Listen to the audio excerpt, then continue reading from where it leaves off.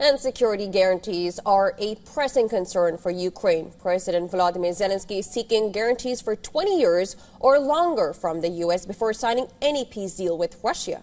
Well, the U.S. has proposed a 15-year arrangement, but Ukraine wants a longer one and a longer binding framework. All of this as the 4-year-long war nears no end. More in this next report. Take a look.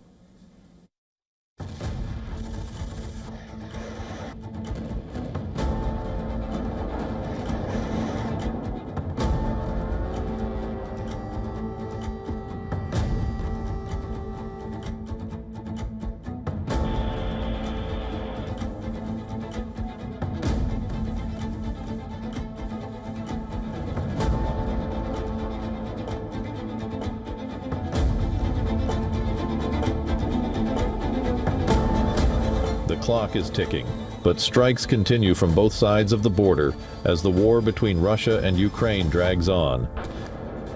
Zelenskyy wants strong security guarantees against Russia and Russian President Vladimir Putin. He has even called Putin a slave of war. Strikes continue to pound Ukraine. Odesa faces Russia's wrath as overnight drone strikes turn residential buildings to ash heaps. Kyiv and its Western allies have repeatedly accused Moscow of deliberately freezing Ukraine's population with its attacks on the country's energy infrastructure.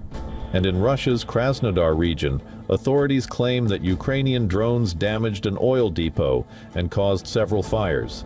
Moscow's defense ministry says it has downed 88 Ukrainian drones over Russia's southern and border regions. As the two warring nations refuse to back down, Zelenskyy has delivered another plea. He has asked for security guarantees for a minimum of 20 years from the U.S., which he says will allow him to sign a peace deal with dignity. We just had a meeting with investors and business leaders, and they require guarantees that extend beyond 5 to 10 years. Currently, we have a proposal from the American side for 15 years, but we are pushing for 20 years plus, 30 or even 50 years. We will see what the administration and Congress are willing to accept. Ukrainian, Russian, and American delegations are due to meet in Geneva in next week. The U.S.-brokered peace talks will decide the fate of the 4-year-long war. The Ukrainian president is optimistic, saying that he thinks the Geneva trilateral talks will be substantive.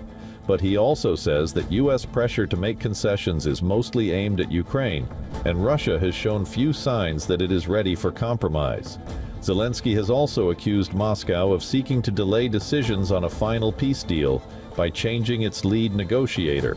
The Americans often return to the topic of concessions, and too often those concessions are discussed in the context only of Ukraine, not Russia. Europe is practically not present at the table. It's a big mistake to my mind.